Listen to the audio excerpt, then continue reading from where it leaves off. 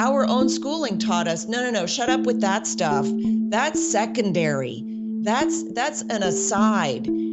World religion, they're all the same. And if you need that crutch, Eric, then okay for you, but keep it out of the education sphere, because Christianity has nothing to do with education.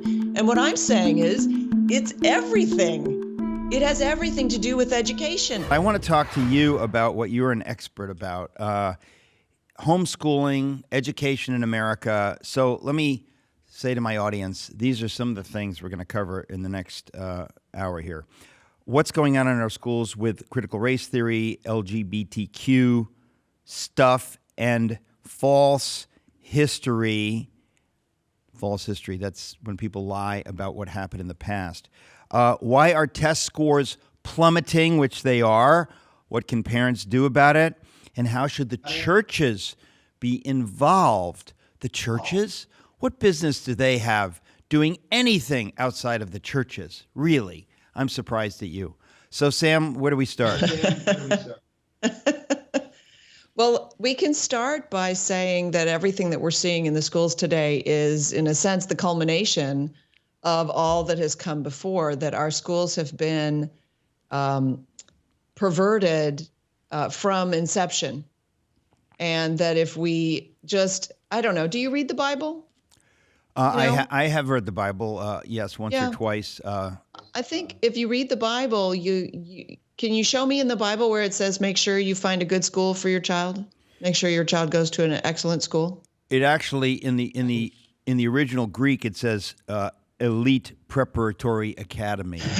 I'm sure it does. Yes, that's God's will, that you find an elite preparatory academy so that your child could fall away from the one true God. Yeah, that's really the struggle that we have today. And so now what we think about education has been a perversion of God's plan. And it's all now so perverted. So we think that a teacher in a classroom is the paradigm for learning. It's not. It's the anti-learning paradigm. We actually in schools we're practicing the anti-education paradigm. And so, I see schools as a kind of enslavement system. I just got off the phone with a woman who worked for 10 years for corporate. She had a really great office with a great chair overlooking a beautiful view in a building in downtown LA or whatever. And she said, I just hated my life. I just hated it. I'm like, wow. She finally gave it all up. She went in search of greener pastures, so to speak. And so I think that the school ties us to this paradigm that, your success is determined by how much money you earn. And that's not good. Well, that's just part of it. I know exactly, of course, what you're talking about because I see it in Manhattan, New York, where I live. It's very dramatic here, but all across the country, there are these ideas that we've all bought into that are nonsense ideas. The idea that everybody should go to college is nonsense. College ain't what it used to be, folks. And so we can start there, but we can go backwards. And you're quite right. There are these ideas that we're all supposed to go to that kind of a school and get this kind of a job. And it's often wrong it's particularly wrong for some students. And they don't do well. And they're told you've got to go along this kind of path. Well, they're told they're stupid. That's another thing. If you have a student who doesn't perform the way that the school, because the schools, they trade in conformity.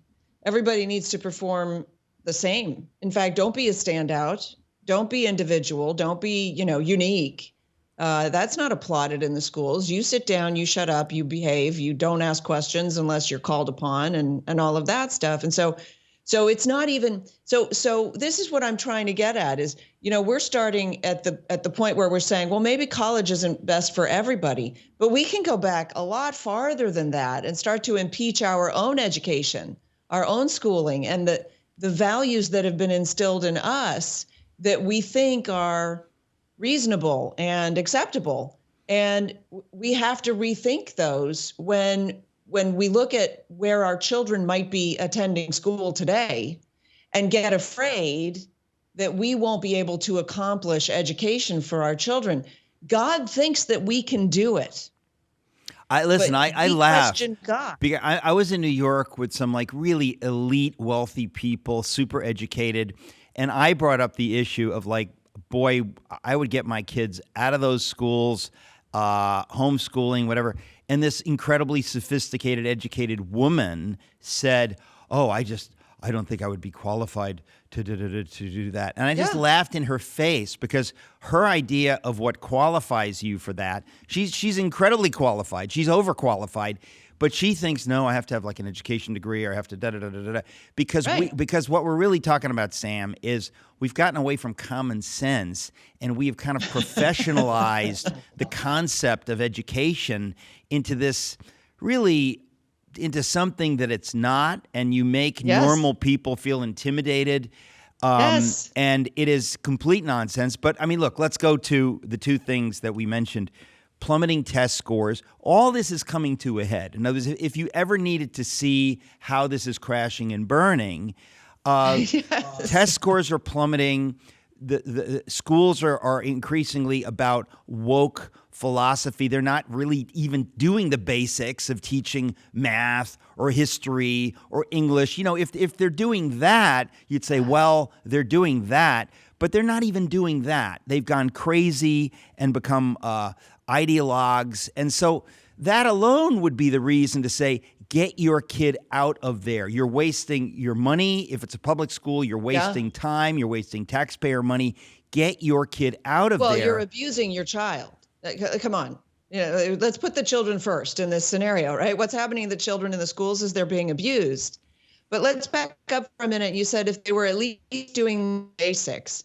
And to you, because this is the way we were raised, the basics are the 3 R's, right? Reading, writing, and arithmetic, which, by the way, are not 3 R's, so that's a lie. But those supposedly are the basics of education. I would say to you that they are tools to procure an education, but the basics of education really should be doctrine. And as Christians, we have to understand doctrine should come first. Well, trust in the Lord. All I mean right? is that there are levels of lunacy, right? You know, if you're teaching me but what I'm saying is that they have Eric, they've distracted us from the core, so that we now, as Christians, we focus on what they taught us to focus on, which are these other things. And I'm not saying that you shouldn't have the 3 R's. What I'm saying is that's not even the basics.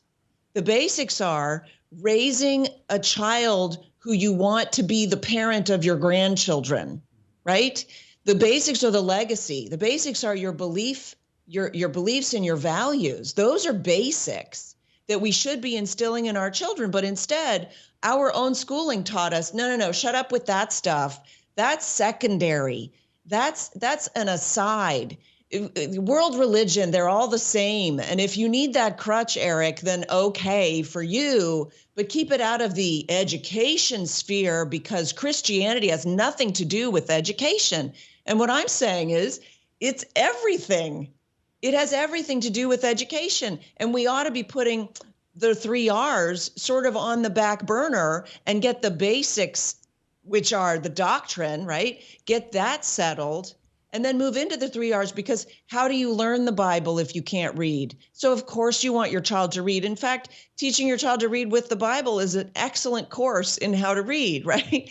So we can use part of what they've perverted, but what we need to do is step away from this abomination that they are calling education. And you talk about that lovely woman who's highly educated, who thinks that she's incapable. I mean, I was there. I thought I was incapable.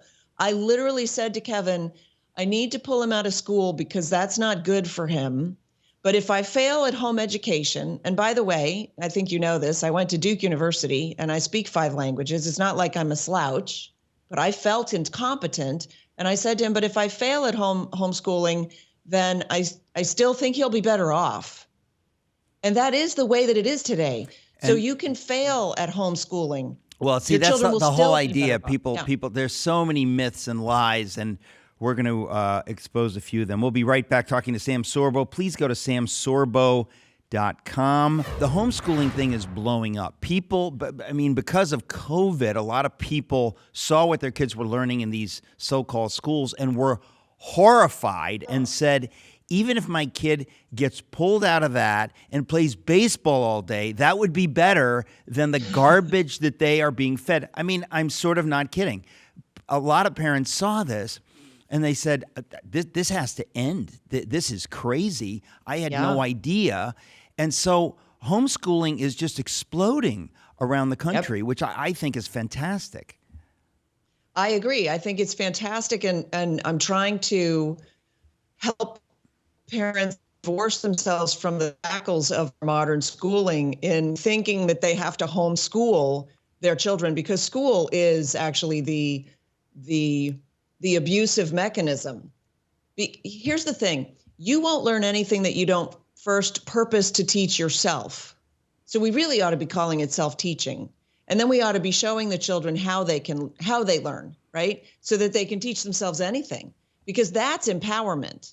That's not crippling a child by giving them whole word reading, for instance, which is something that they implemented in the schools in the 60s, right? Which was a disaster for reading levels and reading skills for children all across the nation. So we need to rethink what we're after with education. You know, my son playing baseball all day, you know, there are people who make a very good living playing baseball. And you're going to say, yes, but not everybody can be a pro baseball player. That's true. But there are a lot of baseball experts that don't play that make a very good living. And so we shouldn't just be disdainful of different careers because they're not necessarily college informed. We ought to take a second look at that. In fact, there are companies today who don't want college graduates because they recognize that if you graduate from college, you're more limited in your creative thinking and you're less of a problem solver than if you didn't go to college. I was going to say, right? College is like train you to become sheep. And some companies aren't looking for sheep. They're looking for creative wolf types. Well, honestly, when we talk about, you know, critical race theory, LGBTQ stuff, you call it false history, the 1619 Project. If we were only talking about that, that's a reason to get your kids out of these standard schools, public schools, most of these elite private schools. They have gone nuts. I mean, they've had problems through the decades, but even if you don't talk about that, if you just talk about where are we now, what have those problems led them to, and I think it's hard for a lot of people to process how nuts they are. Like, they have bought into these ideologies. So when I said if they're just teaching them, you know, reading, writing, arithmetic, what I'm saying is, like, if you're just teaching typing and you're teaching algebra and you're teaching history, if you're just doing that, we can talk about other stuff, but they're not even doing that. They are giving ideology, and that alone is horrifying. You do not want your kids subjected to propagandistic false ideologies, but that is what is happening now. The more elite the school, the more this is true. And that's one reason to get your kid out of those schools. And a lot of Christian schools are also guilty, the so-called Christian schools. Well, the struggle that we have is that most of our teachers, they only get hired if they've graduated the teaching colleges, and the teaching colleges have indoctrinated them to believe that it's more important for them to insert their woke ideology into the classroom than to actually get any academics done. Okay, now that is what's new. In other words, 30 years ago, 40 years ago, it was just love the kids and give them some academics and do the best you can. Right. Today, but now that is true. And it's in all the schools. So your Christian school, unless you interview each teacher one-on-one, and by the way, they know how to pass an interview and not let you know what's happening in the classroom. And then, of course, you've lost control because you're telling the child that the person in the classroom is more of an authority in their life, your child's life, than you are and should be. And so now you're going to lose every argument because your child is going to be able to say the teacher knew better. So, you know, we really have to sort of impeach this whole thing and say, well, what are we after? You know, I'm after having a really great relationship with my children, which thankfully I do, because my authority was never challenged outside the home in the sense that I never allowed it to be challenged, right? I kept the authority of the parents inside the home, And so none of that woke ideology ever made it through across our threshold. There's so much more to unpack there. That's why I train. This is my mission. I'm training parents. I'm trying to emancipate them and empower them so that they don't feel incompetent. Part of the reason that they feel incompetent is because they've been trained in the schools, right? They've been trained to feel incompetent. That's the perfect job security for our educators, is to teach us how stupid we are. Well, and in fact, that's what they do with their standardized testing, which was intended to be kind of like a dunce cap for students, to make them feel stupid. They make it feel like a special thing. This is what you notice in all of the academy, is that, if somebody like me writes a book, a history book or a biography, they're like, "What? Do you have a PhD?" And that. They don't ask the basic question: is it a good book? Is it true? Are there footnotes so that you didn't just make this up? No, they don't care. They just want to know: do you have a degree in that? It's almost like, were you beaten down into thinking in this way? Otherwise, we're not interested in your book. And almost all of us know that's bad for everything, and that's what they've done with education. So, Sam, what you are about, and this is why I want people to go to where you are, samsorbo.com. You're about helping parents do this, helping them understand they can do this, and the other parents that they know can do this and need to be disabused of this fear and insecurity that this has to be left to the professionals, because the professionals are destroying our children, and we, in our various ways, have let that happen. We need to rescue our children. Yeah, I agree. I mean, I think that we've abdicated this space to such a degree, and we never should have entered it, in a sense. As Christians, we never should have turned our children over to the state, right? Either you worship God or you worship the government. Choose your doctrine. The doctrine in the schools is the worship of government.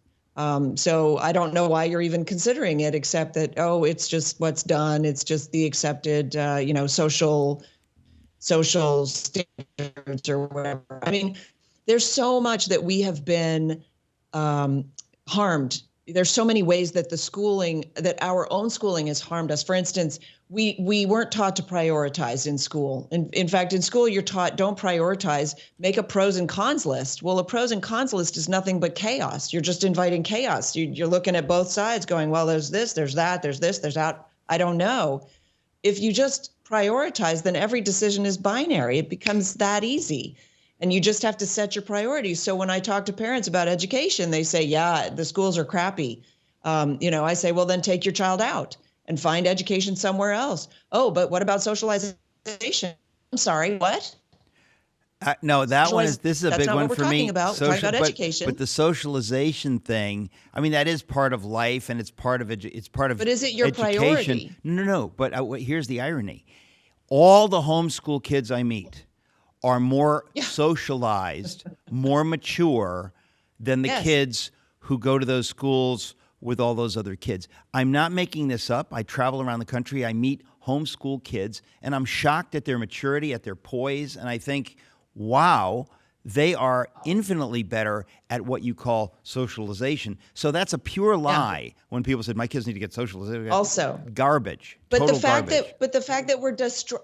that we can be so easily distracted from our priorities is what I'm getting at. The socialization thing, yes, it's very clear that the schools infantilize children to the point of them never growing up. Can we please wake up to that now? That even children who are in college or graduating college don't know what they want to be yet. Like, they're not adult. Do you know at Yale, they now have a major in sucking your thumb? I just made that up. But that's the joke version of where we're going with this. You're quite right. You're quite right about this. Yeah. I wouldn't put it past because it's Yale. I wouldn't put it Maybe past in 5 years they'll have that major there, or a whole department on thumb sucking. Oh my gosh. So it's just a question of, here's the thing. You ought to prioritize your children. If you're prioritizing money, that's too bad. I can't fix that, but it's too bad. But you ought to prioritize your children. Here's what's fantastic. God gave you your children as a gift. Keep them close, open them yourselves, and you will receive great blessings. Your children will teach you things like I don't know, patience, right? So many parents say to me, oh, I don't have the patience. I'm like, patience is a virtue. I don't know that I'd be advertising the fact that you lack that virtue. Like, maybe you should try to get some. Maybe you should try to learn some patience, right? It's an acquired skill for sure. Your children will teach you that. My children have taught me everything I know. Like, everything that I know about education, I've learned to a certain degree from my children. And then, of course, from reading and research and stuff like that. But this idea of self-teaching, this is from my daughter, who is an artist, and I can't teach that. And yet I thought that I was supposed to be her teacher. No, I'm supposed to be her guide into adulthood as her parent. I'm supposed to disciple her into adulthood. And if her gifting is such that I can't feed into that, then I should find other ways to feed into that. What can parents do about this, and how should the churches be involved? Because I think a lot of people, they would agree with what we're saying, but they're like, how? What do I do? Yeah, so I'm encouraging pastors to encourage parents to take their children out of school and trust God's design, which is very clearly that parents should teach their children and show them the way that they should go, kind of thing. Churches can get involved because they are buildings that typically are absent from Monday through Friday. So they can open up as a resource center. They can offer accommodation for families to meet up and to have homeschool groups and co-ops and things. That's a great way for churches to be involved. Churches should also get out of the school paradigm where they have Sunday school for kids. Like, that also is not healthy. Children should be in church with their parents. And discipline should be enacted with the children. They can learn how to behave in a church setting. After a certain age of like 3 or 4, they can learn how to sit with their parents in church. So churches should try to get back to basics with this and distance themselves from the school paradigm. Parents can always go to samsorbo.com. I've got lots of resources there to encourage them and empower them to educate their children themselves, at least to guide in the education of their children. They don't need to institutionalize healthy children. We're the only, we're the advanced culture that institutionalizes our healthy children. And it's a very sad thing. And we should stop abusing them in that way, especially with false doctrine and lies. Well, there's just no doubt that the false doctrine and the nonsense, I mean, when we were kids, there were other problems, but we weren't learning critical race theory in high school. We weren't learning that America was evil. We weren't learning about systemic racism or LGBTQ theory. That has invaded schools on a level, folks. If it were for no other reason to get your kids out of those environments, they're being abused there.